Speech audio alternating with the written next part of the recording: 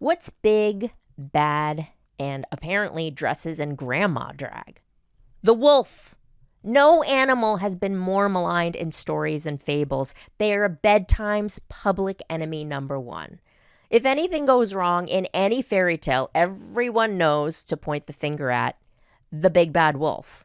Nobody's warning children in bedtime stories about the really raucous raccoon or the low-down lizard. It's always the big bad wolf. They're blowing down houses of sticks and straw. They're wearing grandma's bonnet. They're being played by Leonardo DiCaprio swindling Wall Street. Meanwhile, Goldilocks gets caught up in a straight-up felony, and no one's calling her Goldie gone rogue. So why is the wolf the only one to be called out? What if all these myths and idioms we've created around these animals are wrong?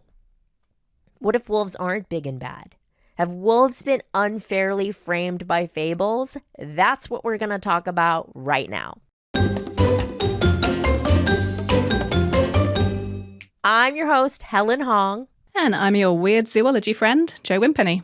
We embrace weird zoologists, Joe. There's nothing weird about being a zoologist here on Frame by Fables. I'm happy to provide that. And joining us today to talk about wolves is an actor with key roles on Reasonable Doubt, Chicago Fire, The Walking Dead, but to so many fans, she's forever known as Mama McCall, the woman who deftly dealt with supernatural beings and teenage drama on the iconic TV series Teen Wolf. Welcome, Melissa Ponzio. Thank you. Thank you so much, Helen and Joe. It's really great to see you. Thanks for having me. Thanks for joining us. And we're talking about wolves. And I know you're not a wolf expert, but you were ostensibly a werewolf mother for many years. Yes. A wolf adjacent for many seasons, yes, and happy to be so. So in the series Teen Wolf, is it like the traditional concept of a werewolf where like the full moon happens and suddenly your teenage son is like twitching and fur is growing out of his, and his nails are getting longer and he just turns into this beast? On our show, it's a bite. There's different lore with werewolves and, genetics and how it's passed on. But for our show, it was a bite. And yes, full moon affected many, many people on the show. And then we had these conglomerate breeds on the show of actually different animals that were together. And so it was wolves and wolf subdivision of other things. Oh. And yeah, it was really a wonderful show of bringing different genetics together as well. Now, how much did you know about wolves before being cast on this show? And how much do you now know about wolves? Like, did your knowledge of wolves increase because of this, because you were cast on this show? Well, I'll say my, what is it, 6 degrees of separation of wolves came to 1 because we were actually exposed to wolves at times. And so we were able to actually see these majestic animals in person. Oh, you had real wolves on the show? Not on the show, but in like, our show was lucky enough to have kind of like an international base. And so at various conventions, they would actually have naturalists and people bring wolves. And so we were able to meet them over in France. And yeah, Whoa. and I will say that the special effects, I did not have to go through the special effects process, but our team was amazing. Bite Mares was the special effects crew that came in. Bite and would Mares, do the nails. I love it. Yeah. Do the nails, do the eyes, do the ears, do the skin, the hair, the skin and everything. And it took them anywhere from an hour and a half up to maybe even 4 hours when they were doing, really, really intricate prosthetics. I'm still blown away by the fact that you've met an actual wolf. Joe, Yeah, I've never met a really wolf. still. Joe, have you met a wolf? No, I haven't met a wolf. I really would have wanted to when I was writing about wolves in my chapter, but it was during the pandemic, and so travel was off. Even the wolves were locked down. The wolves were masked. They were in the forest. They were not coming out. And what did you feel about them, Melissa, when you saw them up close? What I remember is that they moved really majestically and fast, and innately you knew not to with them, to be quite honest. There was just something about them that was again, wild, your own instinct kind of perks up when you see one. It's that thing of like, how often do you see a unicorn, right? I mean, a wolf is there literally on the stage with you, and it's kind of doing that, sharking about and and smelling, and, always, you can see that they're always kind of, looking around, assessing, I guess. Tracking you with their eyes. Tracking you. Oh. Yes. It was wild. We had to be very still. The handlers were very capable and wonderful to share them with us and the people that were there at the convention. But it was an experience. Oh my goodness. You had to be very still, because if you made sudden movements, you were suddenly prey. Or just, pulling focus. And I don't know if you want to do that with a wolf. Oh my goodness. I'm so jealous. I've always wanted to meet a wolf. I mean, wolves is actually part of the reason why I wanted to be part of this project, this podcast, because I feel like wolves are so maligned and so slandered and, and just have been butchered over history. We think today that wolves are generally always persecuted, but actually if you go back to sort of the ancient Greek and Roman times, wolves were held in pretty high esteem. So it's really only kind of once we get into the dawn of Christianity and medieval times that wolves started to be basically public enemy number one. Wasn't a wolf the one that originated Rome? Like Romulus and Remus was suckled by a wolf? Yeah. It was a she-wolf. So Romulus and Remus were cast out of the kingdom by a jealous king, and a she-wolf actually suckled them and cared for them until they were discovered by someone else who was able to actually take them on. So she-wolves have been a really important symbol in Roman culture, and I think even up until the 1960 Olympics. I love it. I love the term she-wolf. There was still a she-wolf the bad bitch symbol. Of the wild. Yeah. The wild. Yeah. But then, of course, other places, wolves just became taken as kind of a literal embodiment of the devil. And once an animal is taken as, devil, Antichrist, evil in that kind of way, then it's an obligation to eliminate the country of it. So, I mean, here in the UK, things were going pretty badly early on. So there was one king, he was actually called Edgar the Peaceful. And this is in the 10th century, possibly even earlier actually, who demanded tax payments in the form of wolf heads. So wolves were already being persecuted then. Edgar the Peaceful, come on, so not peaceful. He's like, bring me the heads of the wolf. Yo, it's not peaceful, yeah. Edgar.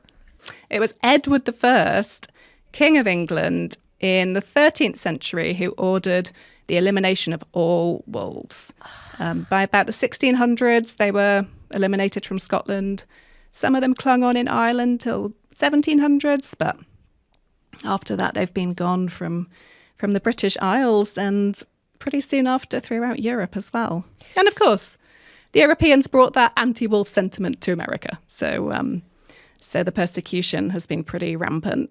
This is something that blows my mind because I did know this. So currently there are 0 wolves in the UK. Correct. And in the wild. And meanwhile, they were indigenous to the UK. So there were tons of wolves at one point in the UK, and they've been hunted to literal extinction. That blows my mind that they can go from all over the place to literally 0 population. Yeah. Yeah. What a shame. There's something about wolves that people just really object to. As I think people are fascinated and so fearful of these animals. And like you say, Melissa, there's so much more to them.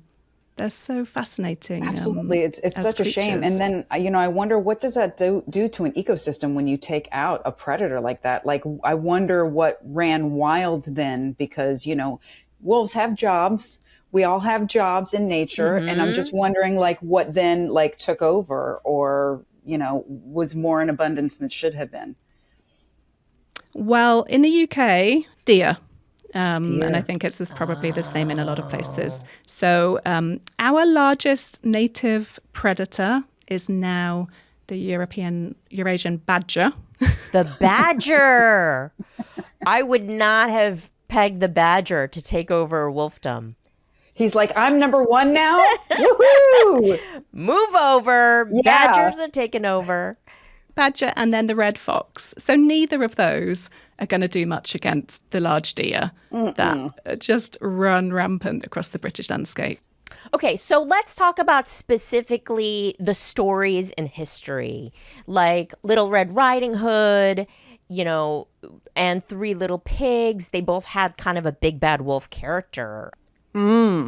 Yeah, big bad wolf. So many stories, pretty much always the same character. Wolves are always the villain. So Aesop's Fables, for example, there are loads of the fables which include a wolf. And essentially, if there's a wolf in the fable, it's going to be killing something, or it's going to be trying to trick something so that it can eat it. And on the few occasions where it doesn't succeed, the moral of the fable from the wolf's perspective is that it should have stuck to its trade as the butcher. And it shouldn't have been, it shouldn't have sort of gone away from what it really is. So all of these fables, the wolf is just depicted as very savage, depicted as sneaky, always out to steal and always trying to kill, oftentimes the sheep. And oftentimes tricking the dogs, which are supposed to be protecting the sheep. I love the story of Little Red Riding Hood where the wolf literally is dressed like grandma. Yeah, it's a good one. Which I don't know, what is that? Dressed like grandma, and then that concept of a wolf in sheep's clothing, like a wolf like disguising itself as something else to sneak in and grab a snack. Does that come from Aesop, Joe? Yes, so the wolf in sheep's clothing is one of the Aesop's fables. And of course, in the fables, it was about deceiving the shepherd so that the wolf could sneak in and get an easy meal. So the wolf, disguised itself in a sheep's clothing and was able to evade detection. And then as the centuries passed after that, the fear grew not from a fear of wolves taking livestock, which was a very real fear for a lot of people, but a fear of wolves actually trying to get us. And so that's then how it kind of morphed into Little Red Riding Hood and other stories about, wolves kind of lurking around in the dark, in the woods, always being that kind of persistent threat to us. So there's probably a little bit of truth to that, where the wolf is trying to snatch livestock. But wolves historically, did they actually attack humans? I mean, it's hard to really know. Of course, they must have done. But not like all the time. Like. No.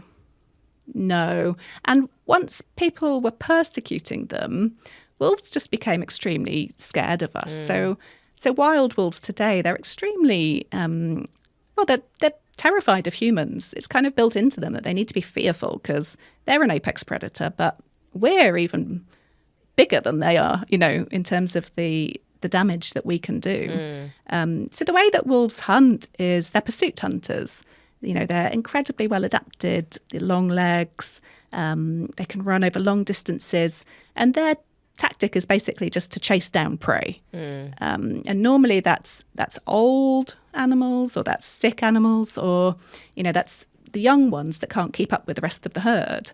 So if they were going to be attacking people, similarly, it might be that they might prey upon people who are injured or on their own, or potentially just present as an easy target. But they certainly wouldn't have been,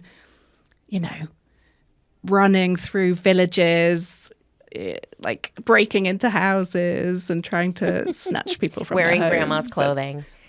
Yeah. I find it so interesting that we're talking about this, that these wolves that we're talking about are shown in fables to be camouflaged of sorts. And I know some animals do that. The fact that, these authors had to put these wolves in drag, is such an interesting thing. But, wolves aren't out there trying to pretend like there's something else. I mean, they're not necessarily, hiding behind a bush in a ghillie suit or anything, right? I mean, historically, that's not what the wolf's true vibe is.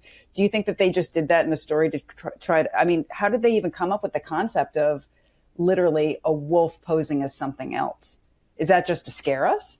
I think they were extremely creative in these stories. And I think that's just another way that they could paint a wolf as being kind of the antithesis of what we consider to be moral and good. We kind of picked all of this and sort of dumped it onto the character of the wolf, kind of all of the things that we don't like about other people, all of the traits that we think are bad. So I think it's just that. We just kind of created all of these stories. Another major story, that goes way back is the Three Little Pigs, where the three little pigs build different houses, and then the wolf comes down and blows their house down. Which, if you're building a house out of straw, get it together. I mean, come on. Come on. Is that really on the wolf, or is that on you? Seriously. Melissa, did the characters on your show, Teen Wolf, actually take any of these traits from actual wolves? Were they sneaky? Did they dress in drag? Were they blowing down houses? What was going on with the Teen Wolves? Yeah, I mean, I think that, I do believe that they encompassed, the very natural pack mentality, but I think that there were a couple of what we would call lone wolves, meaning that, just characters that kind of went their own way or did their things their way. And for me, the term, lone wolf has always been something just to be afraid of because, growing up and I don't want to throw coyotes under the bus. I know it's not that show, but if you were to see an apex predator alone, that they are a little bit more dangerous than they would be in a pack. But now that I think of it as an adult, it's probably more dangerous to see people, animals in packs than alone. Right, Joe? Yeah, a single wolf is probably not going to be too much of a danger.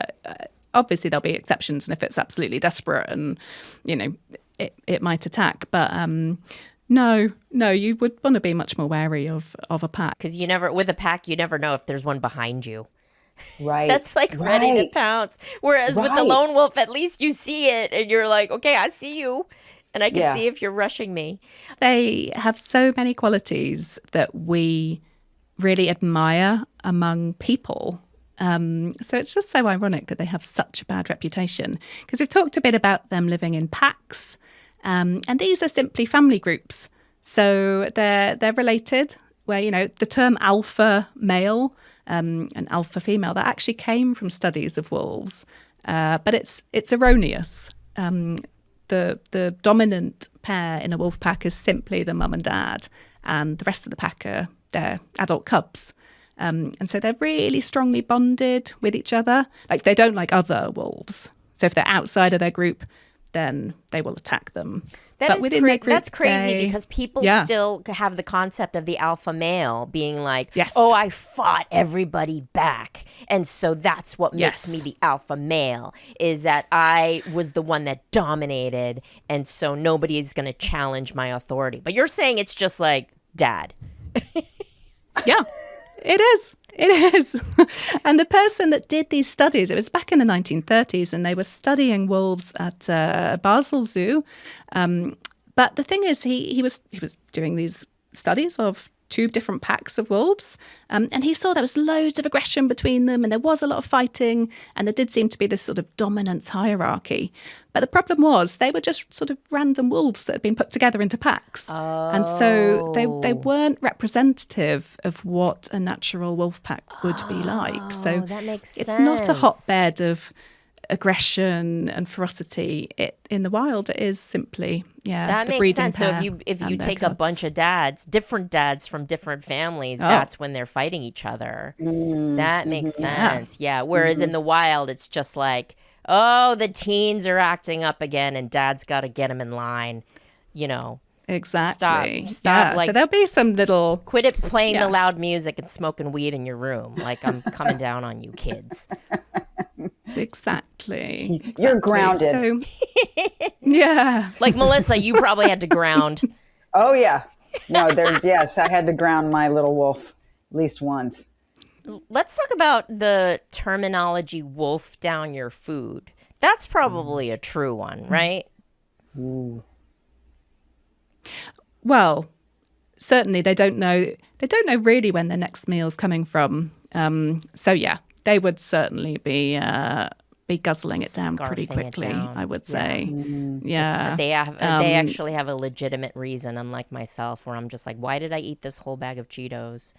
I do know when my next meal is coming, and it's the next bag of Cheetos. Like, what was that about? Yeah, but so one thing that people don't appreciate for wolves, and there's this perception that they're supreme hunters, and they are incredibly well adapted, but studies have found that a lot of their hunts actually fail. You know, they really are sort of dependent on the weaker ones in their prey species. So actually they're doing a great service. They're kind of just weeding out the ones who aren't the healthiest and strongest from whatever they're hunting at the time, but they often do go hungry. Oh man, now I feel bad for the wolves. Like, throw them a bag of Cheetos. One of the really interesting things is comparing them against dogs. So, wolves and dogs, grey wolves are closest living relatives of our domesticated dogs. So they both evolved from they used to be wolves. Kind They of were common descended from ancestor. wolves. Right. So those qualities that made people persecute wolves are sort of the same qualities that also attracted those wolves to people's camps. They were looking for food and that kind of thing. So it's kind of this irony that one of them became man's best friend and the other became this really, really persecuted creature. But what's really fascinating is the way that they've evolved differently and how that's impacted their behaviour. So, for example, wolves are so cooperative with each other.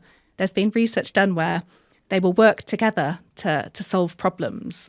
And they do the same research with dogs and they're just like, no, they can't do it. They can't work together. Well, the dogs are like, yo, bro, you're on your own. I'm doing my own thing. Dogs just don't seem to get it, or they don't have that amazing connection with the others. They're much more likely to look at us because they've evolved to have that partnership with humans. Right. Whereas for wolves, it's the others in their pack. So it's actually the lone wolf theory. It should be the lone Chihuahua theory. Yeah. Like the lone poodle. Whereas the wolves are actually like working with each other, and this poodle is like, nah. I'm doing my own thing. Nah, won't do it. Yeah. Okay, so let's go back, Joe, to the concept of like what animals should have the reputation that wolves do, in that they are sneaky, or they will hide out in sheep's clothing, or they'll try to pretend like there's something else to catch prey. Yeah, there's so much of it in the animal kingdom. So I'm going to caveat this with saying the animal that I'm going to choose is not doing it intentionally.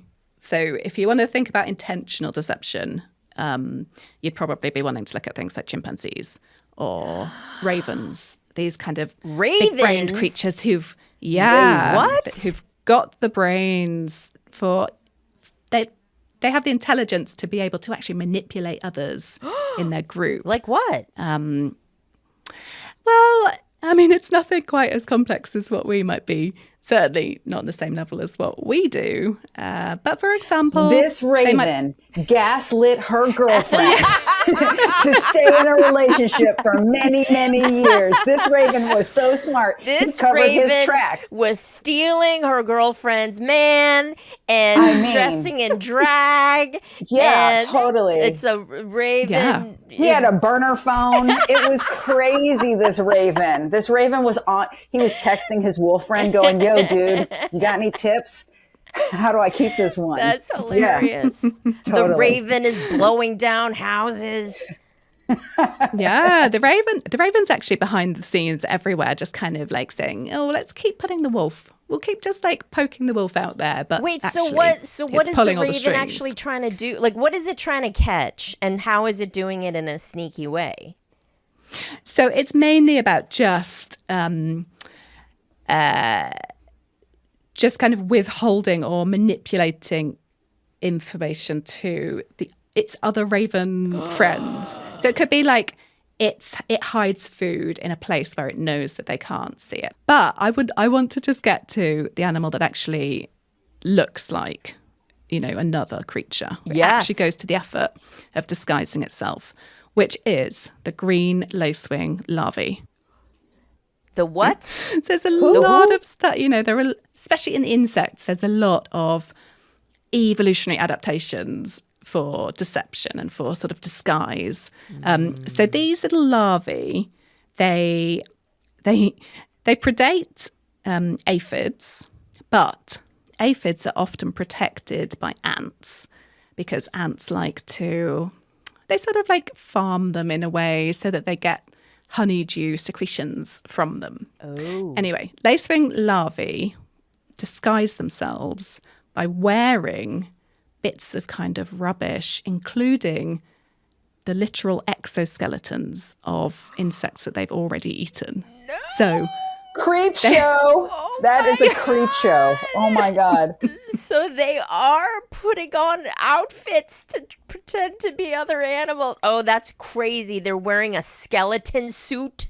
They are wearing little bits of aphids that they have sucked dry. And that kind of gives the same chemical cues to the ants, so they are deceived, and it allows the larvae to sneak past them and keep on feasting. So there we go. It's a literal wolf in sheep's clothing. Oh my God! Who knew? What's the animal called again? Lacewing. It's the larvae of a green lacewing. Green lacewing. It's a green lacewing in sheep's clothing. Who would have thought? It's the green lacewing of Wall Street. Yeah. Just like slinking around like a little con man with just everybody's bones on their back. Can you imagine? It's the big bad lacewing. It's the Melissa, you could have been the mom of the teen lacewing. Apparently, I should have been a larva. It should have been teen larva instead of teen wolf. We can write it if you want to pitch it. I think the time is right. Oh, yes. It's ripe for exoskeleton wearing this summer. It's Hulu, all over the runways. Hulu, take note. We're coming at you with teen lacewing. Yeah. Teen green lacewing. That is bonkers. I also know, speaking of insects, there's also like mantises, right? Like I've learned from David Attenborough has taught me that there's tons of mantises that pretend like they're flowers and stay very still, and then like other insects will come and they're like, bam, gotcha. Yeah. Yep. That is pretty much everything disguising itself as most things in the animal kingdom. Yeah. There's another larvae, a caterpillar that it looks basically like a bird poop. So that's, it's an amazing mimic. But, it's not like they're doing it intentionally. That's kind of one of the points, it's just, this is how they've evolved, and this is kind of their genetic makeup. Who's afraid of the big bad larvae? Ants. Ants are afraid of the big bad larvae. Oh, Melissa, we've got a game for you. Can't wait. Actually, can't it's wait. a game for all of us. So Okay. I think we can all jump in on these. And this is the game is called Wolf, Werewolf, or You. Wolf, werewolf, or you. So Okay. I'll read a scenario and you just tell us who's most likely to do it. A wolf, a werewolf, or you. Okay. So here's one. Who would be better at navigating their way around an IKEA? Wolf, werewolf, or you? Definitely not me. I'm gonna go with the werewolf on that, because again, I think that he's a werewolf is always searching. They're always looking for weaknesses. They're always looking for exits, and I think also that they could part the seas. I mean, there would be no one in the IKEA aisles if a werewolf was going through there. Good point. Yeah. There's no crowds. There's no crowds in front of a werewolf. Yeah, or probably a wolf either. Now, Melissa, I've heard you're a big thrift store person. Yes. Who could sniff out a thrift store bargain from a mile away? Okay, A so wolf I or a would, were? Yeah. no, no, they would not last. I would take both of those out if there was a deal to be found. Ooh. Yes, yeah, Do I would. not get between Melissa No. and a thrift store find. That's right. Yeah. Yeah. When I'm at a thrift store or I'm at an estate sale, I'm the one that's the apex predator. I'm looking around, I'm looking for weaknesses, I'm seeing what anyone's already put in their bag. I'm seeing for something under something that looks like good, and then I pull it and it's something wonderful. Like I am all over it. I'll crawl Wow. into places, attics, basements. You're crawling I'm into places. feral. I'm feral when it comes to thrift stores and estate sales. I am not getting in your way. Nope. Me neither. Thank you. Who would friends say is the least pleasant first thing in the morning? I think the werewolf is the one who's going to be really, really unpleasant first thing in the morning. Yeah, Melissa, did you ever have to barge into your teen wolf child's room and go, wake up! You're going to be late for school! There was a scene, can't remember what season it was, where they actually were watching over me to make sure that nothing was happening, and I had to wake them up in my room. And so that was fun. Yeah, I wouldn't want to be like recovering from a full moon night. That would be, that's painful. You're dirty. You don't know where you are. You're like, how do I even call an Uber? You're lost naked. my werewolf phone. You're naked. Your clothes are all shredded, and you're like, damn, I just got this from a good estate sale. Across a statistic which said that actually 6% of the respondents genuinely do believe in werewolves. And I don't know, what's been your experience of that among people? I mean, does that surprise you? Do you think people actually do believe that there are werewolves out there? Yeah, I mean, I believe that. I believe that there's people that think that there's a Loch Ness monster, and I believe that people think that there's a Bigfoot and, possibly unicorns. And I love mystery and I love nature. And who's to say that there isn't? Who's to say? Have you, because I know Teen Wolf has a huge rabid fan base, pun intended. Do you have fans coming up to you being like, I really think they're werewolves? Not yet, but there's always that possibility. Yeah, I mean, I think that people definitely take inspiration, and maybe, I think we all think, maybe animalistically. And isn't it fun to think like a wolf, to be that cunning, to be that smart, to have a pack to run with, to have that amount of trust, to be such a good hunter. I mean, these are all really great attributes if we talk about them, but then all of a sudden when we say they're wolf-like attributes, people kind of shy away. So I'm really glad that we're here talking about the wolf. The wolf is good. Let's spread the word on the wolf. And thank you, Joe, for all the education. That's been amazing. Things that I didn't even, who knew? Who knew about the wolf? I love the concept of the werewolf, that humans created an idea of a werewolf, which is like, what's the worst thing that a human can transform into under a full moon? A human wolf. Like that speaks to like the primal fear that we've had of wolves, that we even created this concept of a werewolf. Yeah, absolutely.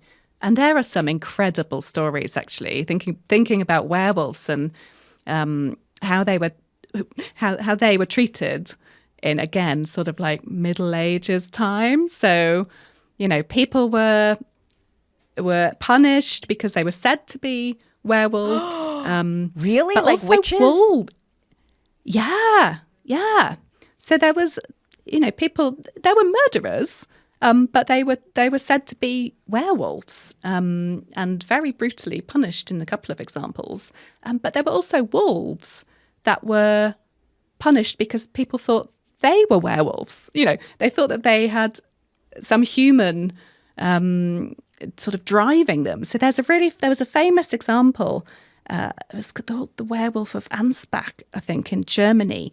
And the villagers thought that it was their dead mare who had come back, to sort of like just taunt them and to to savage them. And so they caught this wolf, and then, I mean, it's horrible.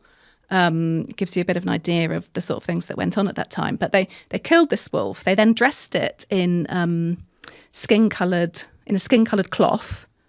They put a wig on it and a beard, and they made a kind of mask of the mare's face, and then they publicly hanged it. So the wolf was already dead, thankfully. What? But this is some of the superstition that was all tied up with this concept of the werewolf, which is the pageantry of it all. That's so wild. That's crazy. Yeah. That is a wolf in sheep's clothing that humans created, by their like it's like posthumous wolves in sheep's clothing. It's like not doing it on purpose when they're alive. We're actually gonna dress this thing in drag after it's crazy. Dead. It's a wolf in humans' clothing. Yeah, so it's just madness. Yeah. Also, something that came to mind, this is adjacent, I don't know if it's applicable or not, but back in the day, the National Enquirer would have things like Bat Boy. Do you guys remember the National Enquirer? Yes. Okay, I was going to say, please. So they would do these stories on these fantastical things, Bat Boy. And I think one of the things that they did was this gentleman, and they called him Wolf Boy, and they would kind of, do articles on him. And he had just a skin condition where he was extra hairy. And there's a genetic thing where people can actually have a wolf-like presence, extra hair on their face. Right. And so they made it sound like it was this big fantastical thing, like, Wolf Boy running in the streets. And then they had to keep, I think, like, doing the articles on him because people were transfixed, and they were like, oh, Wolf Boy goes to college. They just had to keep oh my gosh, following this kid. And so I wonder also, Wolf Boy goes to McDonald's. Yeah. Wolf Boy eats extra large French fries. Wolf Boy gets his his driving permit, right? Whatever.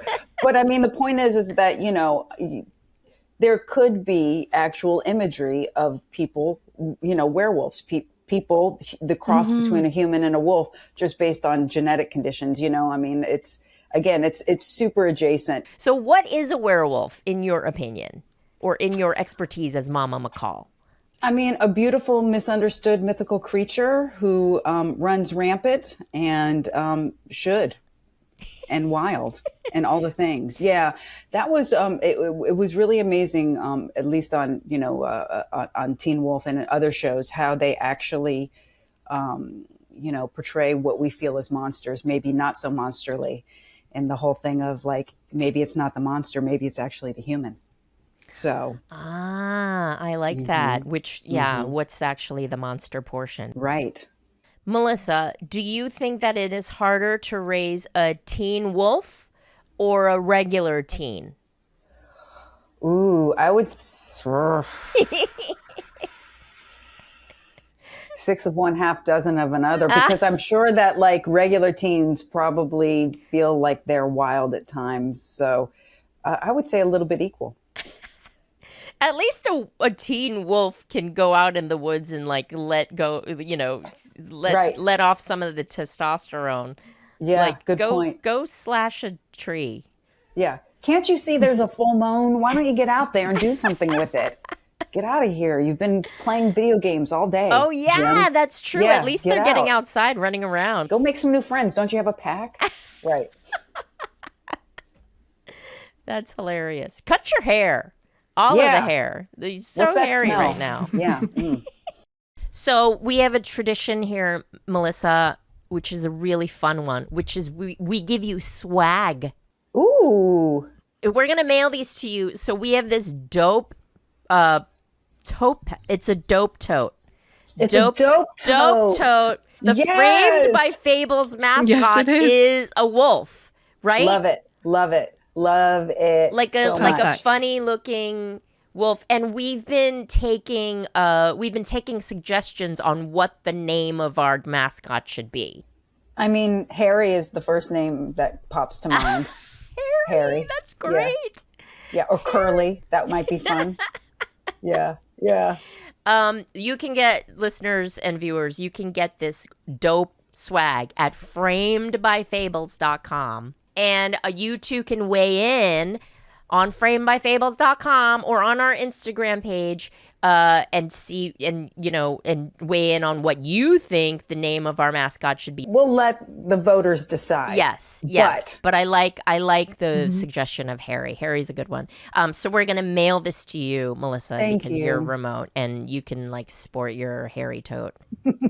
And thank you so much for joining. Do you have any cool projects coming up that you want to share with us?